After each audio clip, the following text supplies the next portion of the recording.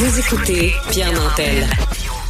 On va retrouver le co-animateur du balado. Prends pas ça pour du cash, Philippe Richard Bertrand. Bonjour, Philippe Richard.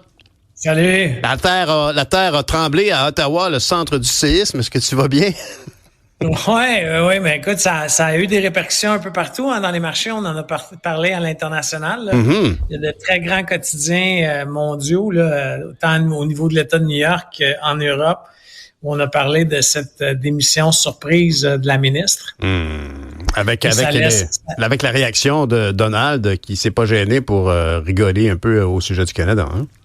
Non, et puis c'est bizarre, mais je pense, tu sais, au début, les premières fois que j'ai entendu ça, c'est pas venu me chercher, mais là, bon, tu sais, quand tu perpétues la blague à plusieurs reprises, là, ça commence un petit peu à m'énerver personnellement. Ben oui. Mais bon. C'est parce qu'honnêtement, c'est un peu, on voit le personnage, on se sent vulnérable. Mais c'est de notre faute, là. C'est nous, c'est notre Parlement qui travaille pas depuis 3 mois. C'est notre Parlement qui se retrouve avec un premier ministre qui s'accroche, puis qui, moi, je me demande, mais je veux pas trop parler de politique, mais je sais par contre que François-Philippe Champagne, qui normalement a toujours plein de bons mots à dire, puis c'est vraiment le lapin énergiseur du gouvernement libéral, était là pour soutenir des projets au Québec.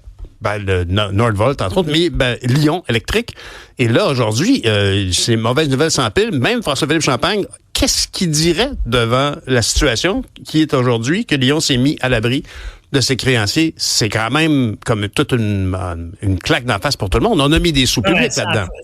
C'est une troisième secousse. Là. Ce qu'il faut comprendre, c'est que cette secousse-là, là, c'est comme, pense un peu, là, quand il y a un tremblement de terre, des fois, il y a des tsunamis. Après le tsunami, il y a des inondations. Donc, tu sais, c'est un effet. Tu as eu Nordvolt, tu as eu Taiga Motors, qui faisait des motomarines électriques. Et des motoneiges, Ça a été racheté par un Anglais. Et là, cette fois-ci, c'est Lyon Électrique qui se met sur la loi de la protection de la faillite dans le but, bien entendu, de renégocier ses créances pour se sortir de la misère dans laquelle ils sont. À mon avis, ils ont fait ça beaucoup trop tard. Ah ouais? Ça aurait dû être fait il y a 7-8 mois. Mais il y a 7-8 mois, malheureusement, les dirigeants qui étaient en place, là, parce qu'on sait que le président a quitté le 1er décembre. Bon, il y a 7-8 mois, on était toujours dans le pays des Kalinours, ce que j'appelle, là, avec des lunettes roses où tout va se régler. Et où tu me disais hier qu'ils se sont versés des gros bonus. Ah oui, non. Honnêtement, là, c'est éhonté. J'espère que ça va être, à un moment donné, étudié comme un cas en éthique et en gouvernance, parce que le conseil d'administration de cette compagnie-là est aussi fautif parce qu'elle a permis les bonus. Tu comprends que quand tu as 200 millions d'argent public, tu peux pas te permettre de verser de gros bonus avec l'argent du monde. Tu peux pas non plus t'assurer que dans d'autres cas, les mêmes actionnaires, les mêmes dirigeants, ils ont vendu pour 50 millions d'actions depuis 2021. Ouais, c'est dégueulasse. Tu savais, ben oui. Puis ce qui est tellement triste ici, Philippe Richard, c'est que encore hier soir, c'était chez nous, j'ai vu passer un autobus scolaire avec des pare-chocs bleus, puis j'ai constaté qu'il faisait pas de bruit, puis je me suis dit, pourtant, quel bon projet. Tu sais, tu parlais de Taiga, faisait des motoneiges et des motomarines électriques. C'était des versions électriques de véhicules qui normalement fonctionnent avec des moteurs à essence. Et j'en ai jamais vu, moi, des Taiga. Je veux dire, je connais pas les skidoo en vie, là, je fais pas de motoneige, mais j'en ai à peu près jamais vu. Tandis que des autobus Lyon, ça marchait, c'était efficace, c'était électrique, c'était sans bruit pour les villes, tout ça. Il y a eu des ventes. Puis comment ça se fait que ça périclite alors que clairement, ça semble être un produit intéressant? Ouais, mais fais attention là parce qu'il y a eu beaucoup de problèmes de productivité. Il y a beaucoup d'autobus qui sont à l'arrêt. Là. Il y a un client de Lyon Électrique qui en a acheté 75. Il y en a exactement 10 qui sont à l'arrêt dans sa cour.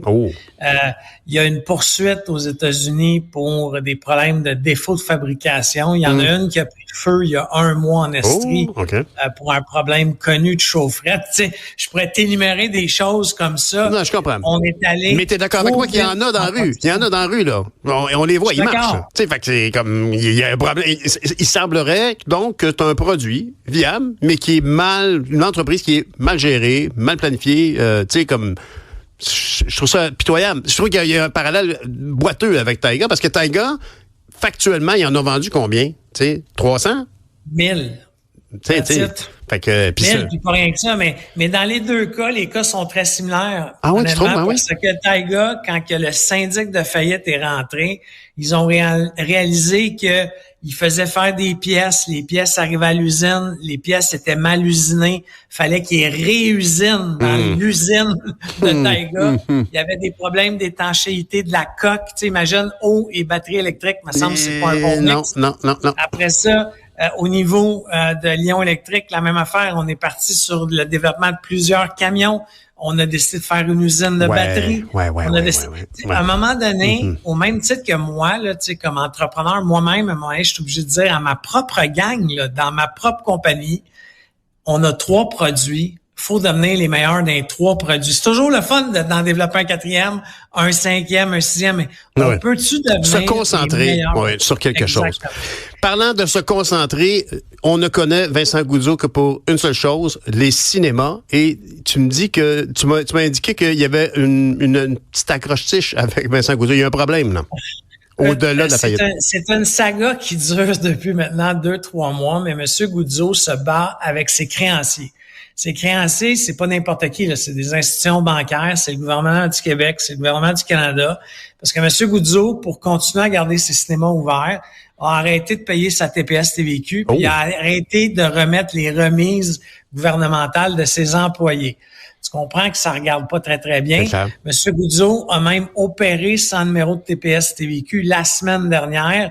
Selon ce qui est rapporté à la Cour, pendant quelques jours, l'entreprise a carrément fonctionné de façon illégale en fonctionnant sans numéro de TPS-TVQ. C'est incroyable, hein? Mais un gros commerce comme ça. Sauter là-dedans. En terminant.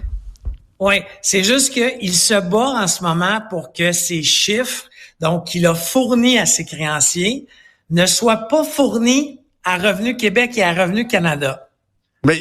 Parce qu'il a peur que ces chiffres-là soient utilisés contre lui dans d'autres sociétés. Ce que ça veut dire, là, pour le commun des mortels, c'est que l'Empire Goudzo se prête de l'argent entre ses filiales.